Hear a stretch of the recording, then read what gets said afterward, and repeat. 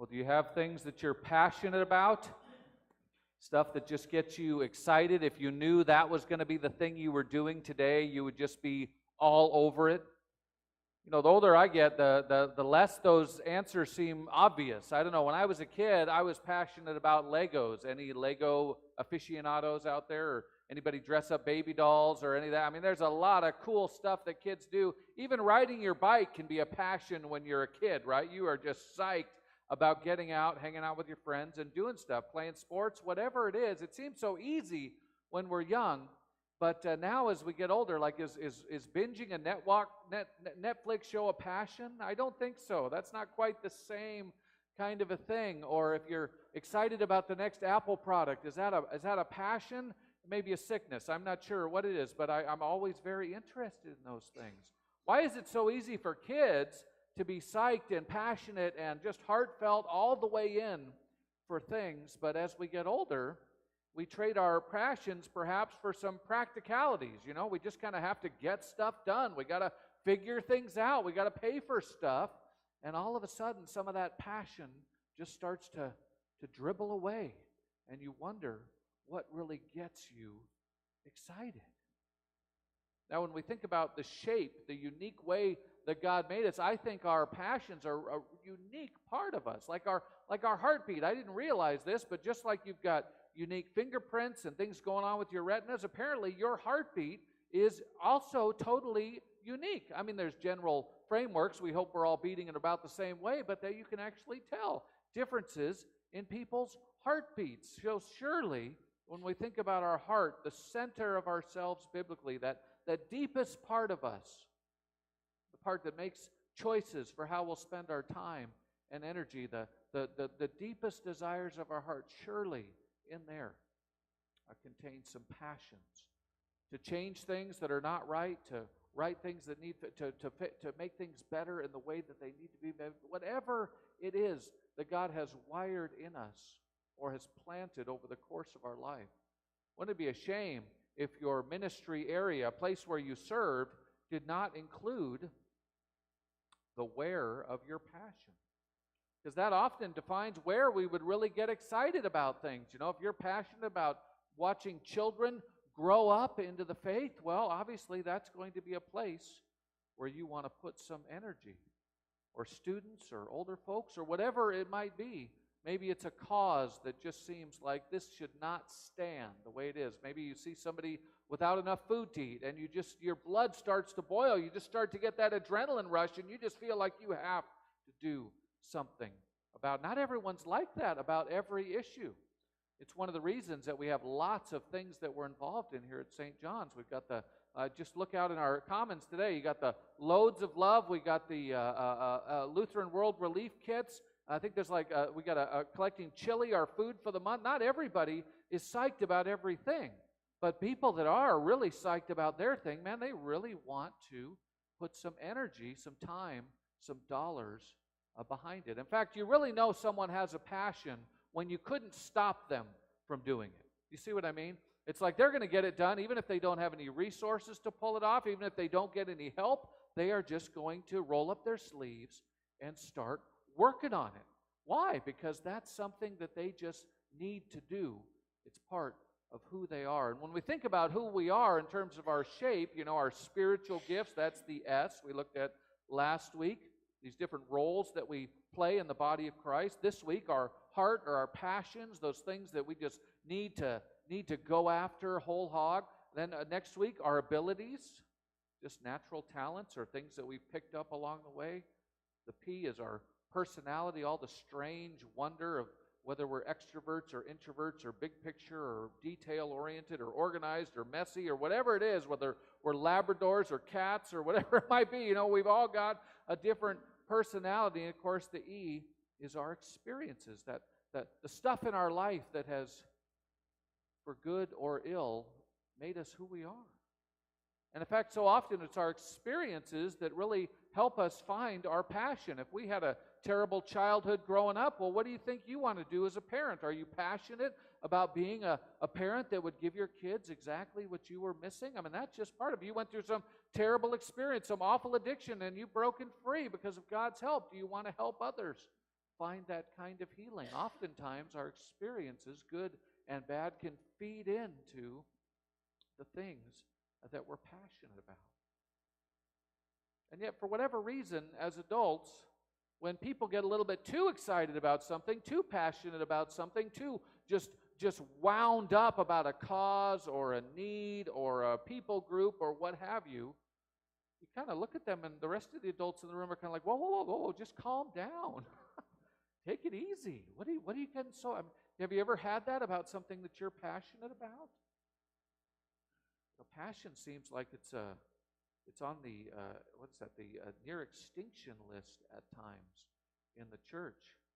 Larry Crabb, a great spiritual writer, he once said, the problem is not that people are too passionate about bad things.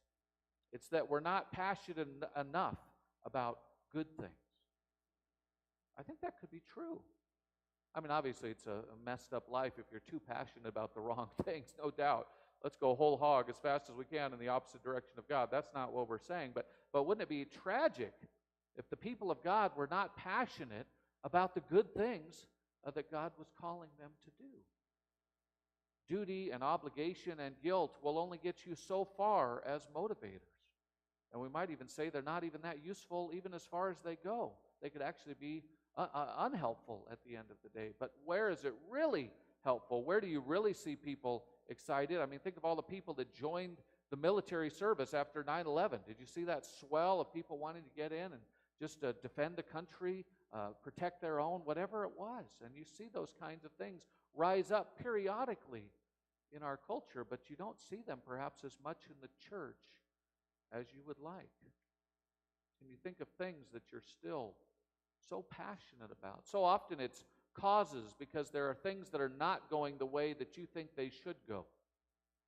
I think of people in the political realm who are so pumped about their political party or whatever. Why? Because they think their party will change things, that will make a difference, and so they put a lot of time, energy, and money into getting that word out. You see a lot of passion in politics. If you've been on Facebook, you almost want to turn it off, right? Because it's so loud, especially as we get nearer and nearer to election time.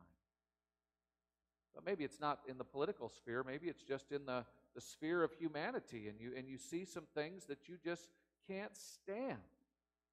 You know, you think about internationally, the problems of kids not having enough food. I remember when I was young and I first started seeing those ads on television of the kids that were starving to death across the world. I mean, how can that not just stir something up in you and say, what on earth can we do about that?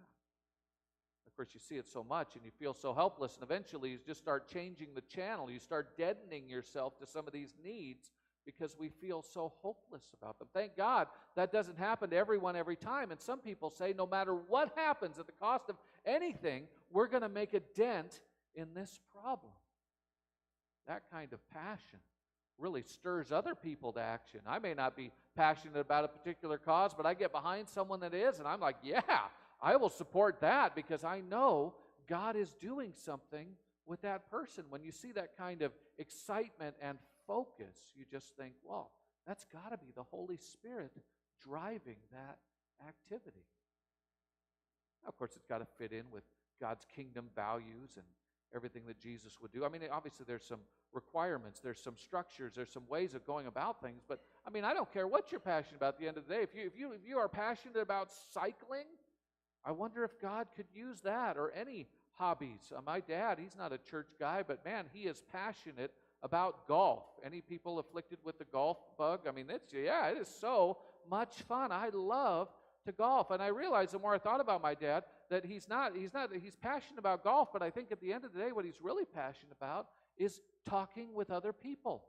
And it's a great place to meet new people. He's a massive extrovert. He loves sharing his life with other people, sharing stories and talking about experiences. He would do that 24 hours a day if they didn't lock him up, right? I mean, that's just the way that he's wired. And so in every activity that he's involved in, he just wants to connect with people. That's a passion that I see. Or if you hang out with Cindy much, you might think, oh, she's passionate about kids, or she's passionate about students. And she is. She's great at all of that stuff. But her real passion, the thing I see in her, is seeing people come to their full potential. She loves taking people who are just kind of hanging out in pews and they're interested, and all of a sudden spend time with Cindy and you just start maximizing. You just start getting fired up. You start firing on all cylinders. Why? Because her passion is discipling people as Christ discipled people. I wonder what your passion might be. Maybe it's something all the way from your childhood. It's funny how God can plant things in us even when we're itty-bitty that still have some kind of a focus for us today. I see that with people that go into the building kind of professions, the hands-on, it could be building a house or it could be, creating a spaceship. I don't know, but they're just kind of something that seems like they've been doing that since they were tiny. And all of a sudden, that's become this vocational passion for them. Maybe you just love to learn new stuff and you want to just get your brain just cranking on new ideas and new content, and so you're constantly taking in new information. Is that a passion? I think God could use that, because all the rest of us, many of us, are not like that, as you can imagine. I remember when I was 11 or 12 years old and I first started thinking about becoming a pastor. Way back then, as a kid, that just got planted deep, and I wanted to see what God would do with me over the course of my life when it comes to helping churches be everything they can be. I mean, it's just a passion that God has placed in my heart. Are there things for you that maybe they've been kind of set on the shelf, or they haven't been watered in a while, but they are still there, maybe even a little bit latent? Well, Paul, in his letter to the Colossians, he has such a powerful statement at the end of our reading today. In verse 17, he says, "And whatever you do, in word or deed, do everything in the name of the Lord Jesus, giving thanks to God through him." Whatever you do. I mean, that's a pretty broad statement. I always joke in my heart whenever I read this passage, I think, even brushing my teeth, Lord? And I think God would say, yes, even brushing your teeth, you do it as if you're doing it to the Lord, as if it's an act of worship. You think, well, my teeth, I don't know what they're going to do. They're going to be around with me the rest of my life. I better take good care of them, or whatever it might be. We're going to make sure that we do everything. Now, that doesn't mean everything's going to be our passion or we're going to be as excited about everything, but man, wouldn't it be a loss if the stuff that we were really excited about was not also connected with our faith, was not offered as an act of worship? And Paul gives us some clues about how to nurture our passion. I don't know if you caught all that as Mona was sharing that, but he really seems concerned about creating an environment where these passions can emerge, where the church can really grab hold of the things that are really going to make a difference, so that everything the church does, everything that we do, would be, as Paul says, in the name of the Lord Jesus, giving thanks to God through him. He starts off, he says, "Clothe yourselves with compassion, kindness, humility, meekness, and patience." Then he gets on into forgiving and dealing with complaints. He says, above all, clothe yourself with love. Now, that's a pretty good medium to grow passion, isn't it? If you're surrounded by hate, if you're dealing with all kinds of relational ick, that's not a very fruitful environment for these passions to be nurtured. But all of a sudden, when you've got a base of love, when you've got forgiveness and peace reigning in people's hearts, now there's time, there's space, there's the opportunity for these passions to start to emerge. When someone shares their passion, you're not going to be like, well, I don't have time for it. You're going to be interested, and you're going to be focused. You're going to listen to where they're being called by God, and you're going to want to nurture that along so that people can really grow up as God called them to. I love how it's not just the very environment, but the way in which we might do it. He says this, "As the peace of Christ rules in your heart, be thankful." And then there's singing, there's music. Do you think music can be a passion for people? I think so. That comes up again and again in the Bible, doesn't it?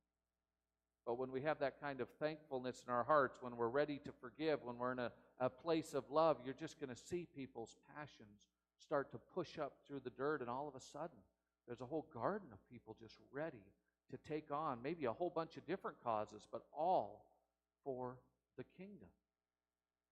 That doesn't mean we always get to do stuff that we love and are thrilled about. I once saw a little needlepoint that said, everyone wants to change the world, but no one wants to help mom with the dishes. Well, that is a problem, right? There's times when we just got to, in love, and clothing ourselves with compassion, humility, kindness, where we just do the stuff that needs to be done. But that can't be the end of that story. There's got to be more going on in our lives. And if we could find ourselves a group that would nurture some of those passions, that would actually look at us and say, you seem like you're really pumped about this thing, or wow, when you talk about this issue or this problem in the world, your eyes just kind of light up and your heart just seems to leap a bit. You might not even know that's happening because you assume that everybody just thinks that way, but that's often not the case. I wonder where your passion would lie, and if you moved into that area, how different your life might be. Not just because you're in a cause that needs writing or an area of ministry that needs help, but because that is something that God specifically has called you into. So often we talk about pastors and we talk about, are you called into the ministry? And yet when you look in the scriptures, there's no artificial distinction between pastors and laity.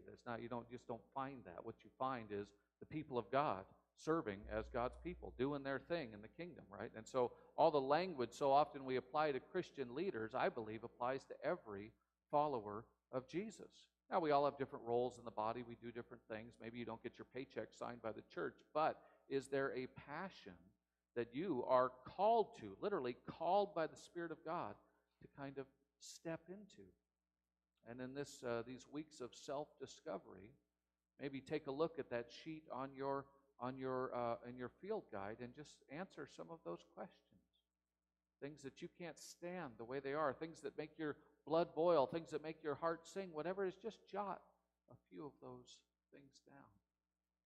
It's been so fun getting to know people at St. John's and seeing what each individual person's kind of focus might be. If you had unlimited resources, if you had all the time in the world and cash to do it, what would you set right? I'll bet there'd be a different answer from almost every person in the room. Why? Because we're all wired in our hearts a little bit differently. One person I know many of you know really well, and that's Patty Roberts, our amazing treasurer here at St. John. She agreed to delve into this a little bit and share a little bit of her story with us today.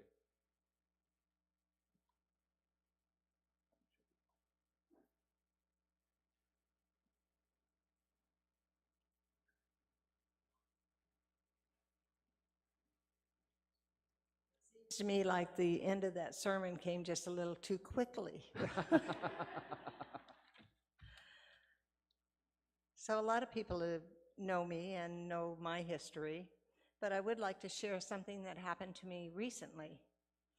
So my question is who are you? A month ago, I was in a Christian setting group, and we were talking about getting to know people. And an idea came up from one person, and the question was asked, who are you? To just sit in front of a person and say, who are you? And I said, well, that won't work unless you have some type of idea of what you're talking about. Are you talking about in my life, in my work, in which way? And they said, no, just asking the person that question. Then the question was asked again, Patty, who are you? I responded after a moment with, I'm a person who likes to be honest, to speak honestly, and to try and do the right thing and be as open as I can. That may not be exactly what I said, but what is in my head. Again, the question was asked, Patty, who are you? But I don't remember what I said. I don't even remember, an idea of what I said the second time. But the third time it was asked, Patty, who are you? I responded with, I'm a person that can be hurt very easily. And I realized how deep that touched me. And I don't know why I became so vulnerable, but I knew that the question was asked openly and honestly, and he wanted an answer that was from my heart. And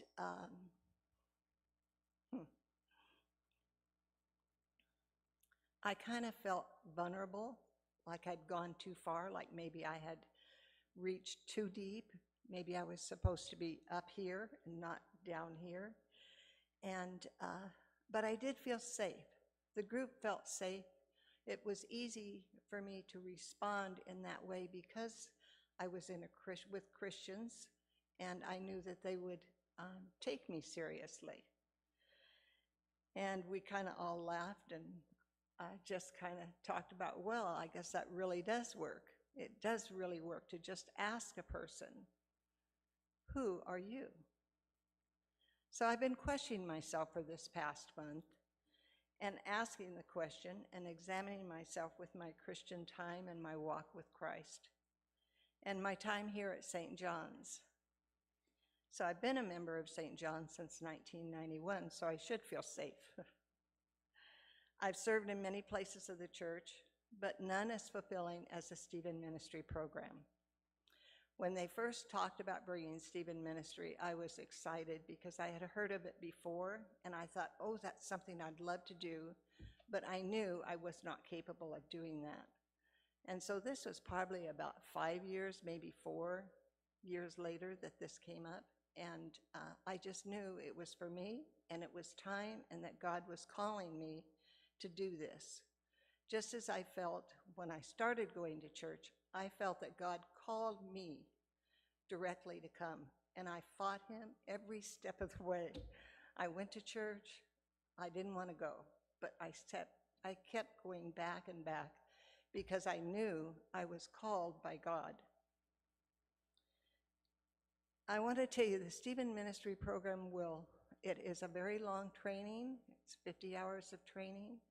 And it will teach you so much about yourself, about dealing with others, about listening to others, about reflecting others' questions. It's not about you when you go into Stephen Ministry. It's about what you can be to another person just by being there, just by listening, just by carrying God with you. And I immediately knew, while I was in class, that I wanted to be a leader. And so the next year, I became a Stephen leader. And it's a wonderful program, even if you don't use it as being a Stephen minister, just using it for your own self. I try really hard, even though I'm not in Stephen ministry, to still support the ministry whenever I can. So I feel like I started with a really small seed of faith, and prayerfully I will continue to grow even when I stumble, because I know God will continue to call me to him. I know that I committed myself to him, and I belong to him. Last week after the Bible reading, the very next verse that following the reading, which was Corinthians 12, 1-11. The next verse was Corinthians 12, 12. And I sat there and read it last week, and it said, it says about examining yourself before you take communion. And that's kind of what I feel like I have been doing this past month, is examining myself. Who am I to me? Who am I to the world? Who am I to my church? And who am I to my family? So I believe that when God starts putting things in front of you once, twice, maybe 3 times, it's time to pay attention. So I just want to ask you, who are you? Think about who you are, not just to yourself, but to the world and to your neighbor. Thank you.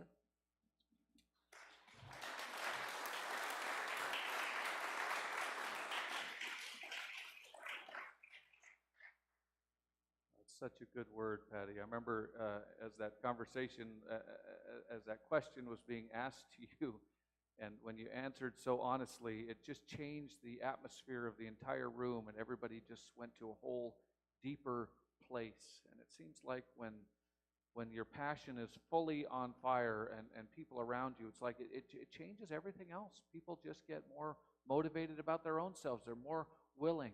And so if you have a passion that you feel has been kind of kicked down a little bit, I pray you'll just give that some more room to grow. If you don't know where that might be, maybe find some more environments like Colossians 3, where people are thankful and clothed with kindness and humility, and above all else, love. And just see if God doesn't reignite some of those old passions. The worship team's going to lead us in some music. You think they're passionate about music? I think that's part of their passion. So as we worship together, let's just keep listening for what God might be saying to us about where we should put our focus and energy based on the way our hearts are wired today.